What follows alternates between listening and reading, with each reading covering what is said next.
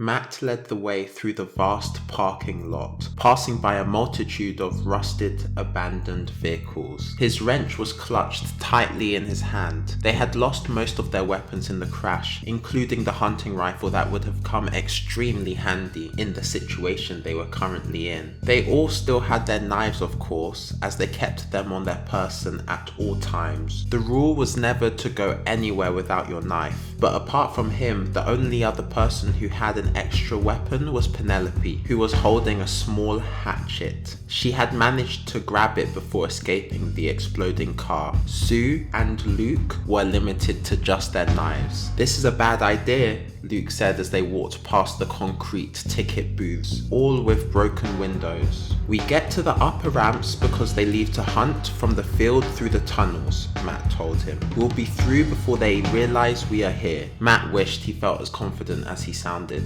Maybe they should have decided to go around the stadium, or perhaps it would have been better to hunker down somewhere and try to wait out the night. He shook his head. There was no point in doubting his decision now. It had been made. Sue put her hand on his shoulder. "It's alright, we'll make it." She always knew when he was anxious. He gave her a small smile. He didn't want her to worry any more than she likely was already. But they all knew the truth. No one had ever survived a night after dark within 3 miles of the stadium. Their base was past the stadium and another 20-minute drive, but the chief had thought to create tunnels leading from the stadium directly to a secret entrance to the base, just in case someone did get trapped out at night. Matt was thanking her for the wise decision now. They just had to get to the entrance at the back of the old pharmacy on the other side of the stadium. That was all. They finally reached the concrete exterior of the stadium. The entrance they were at was partially collapsed. "Well, here goes nothing," Matt said, and then he went in. The others followed, weapons at the ready as they entered the concourse level. It was dark inside, but Penelope had a small flashlight which she now turned on. "Is that a good idea?" Luke asked. "Makes it easier for them to find us." Penelope shrugged. "They can see in the dark. Might as well level the playing field by making sure we can see as well." "She's right," Matt said. "They hunt at night. If they find us, it won't be because of the light." Just then, they heard a howl. Shrill and piercing, cutting through the air as if the sound was solid. It made Matt's hair stand on end. "They're waking up," Sue whispered. "Hurry. "We go now," Matt said before he broke out into a run. With help from Penelope's light, Matt could see what had used to be a bustling area whenever there was a match on. His father used to take him at least twice a year when he was a child. He remembered the concession stands and the souvenir shops filled to the brim with merchandise. Now, dust and debris, and people's long-forgotten belongings were scattered all around the floor, and the shops had been destroyed. Glass on the floor, the display cases smashed, and a few with metal shutters half open, half closed. Matt guided the group to one of the entryways that led to the stands. If they could reach the upper ramps, stay out of the way of the pack, and stay low, using the seats as cover, they would be able to make it. But when he got to the entryway, it was blocked by collapsed concrete. "Damn," Matt muttered. "To the next one." But when he turned to his right to continue running, he froze. "Oh no," Sue whispered as Penelope flashed her light forward to reveal the creature, low growls emanating from its throat. At base, they called them Vespids, though when they were first discovered, the official name had been Aranea canis. Matt had hoped that not even one would find them, as their hive mind allowed them to transmit information instantly to their entire pack.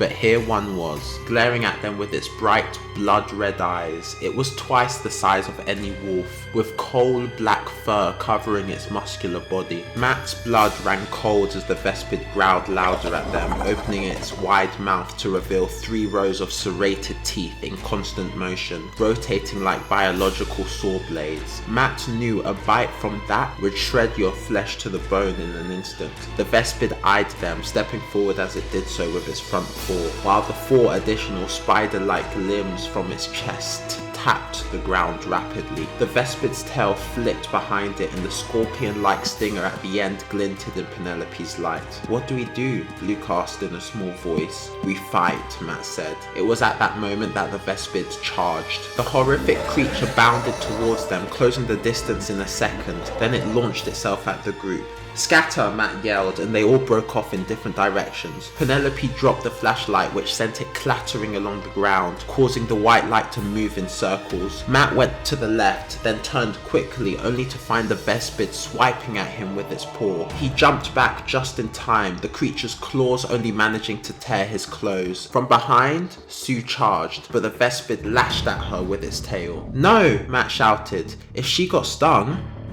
But then Penelope, with a yell, cut down with her hatchet, slicing the end of the tail clean off. The beast roared as its stinger flew through the air and its fluorescent yellow blood spurted from its flailing tail. Then it kicked with its back paws and sent both Penelope and Sue stumbling to the ground. "Watch the blood!" Matt shouted. "It burns!" He charged and whacked the Vespid in the side with his wrench as Luke came from the other side, stabbing it with his knife. The beast twirled around and Matt felt its spidery appendages slicing him across the thigh. He grunted and dodged its paw strike as Luke stabbed it again. The Vespid's teeth rotated like a saw as it snapped at Luke, but Matt hit its tail again as hard as he could, going for where it was already wounded. It swiped at him again, this time connecting with his chest. Matt was sent flying back, hitting the wall and crumpling to the ground with a grunt. He gasped for air and looked up to see the Vespid coming right towards him, its jaw wide. Before it reached him, however, Sue came from the side, stabbing her knife into its neck and twisting. Matt took his chance, and despite the blood he could feel running down his left leg,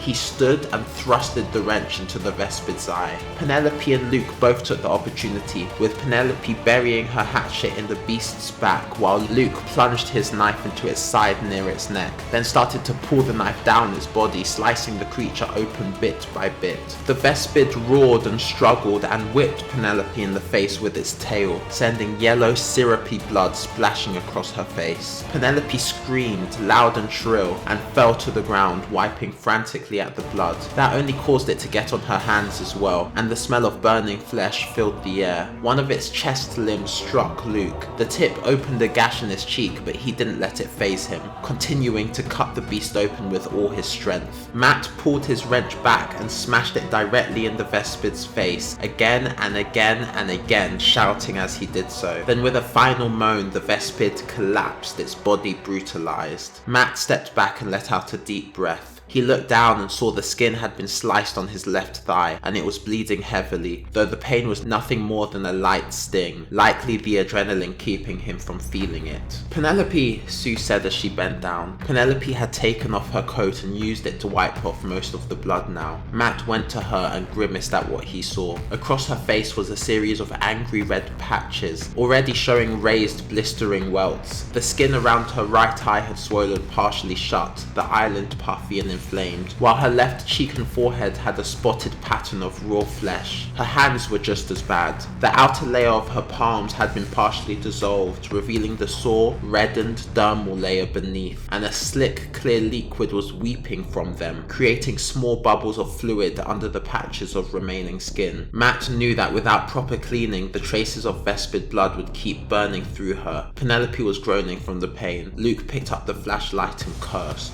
"This was one," he said. "One of those damn things. There's a whole pack in there." As if in response, a chorus of howls erupted from deeper into the stadium. "They know we killed this one. We have to go now," Matt said. "Oh, great," Luke muttered. "Penelope, can you run?" Sue asked, and through a grimace, Penelope nodded. Matt took her hatchet from the ground and handed it to Sue before they helped her up. Penelope's legs buckled, but with the support from Matt and Sue, she slowly got her balance. I'm alright, she said. "I can do this." The howls came again, but not from within the stadium. They echoed off the walls. The rest of the Vespids were in the same section now. "Run," Matt yelled, and that's precisely what they did.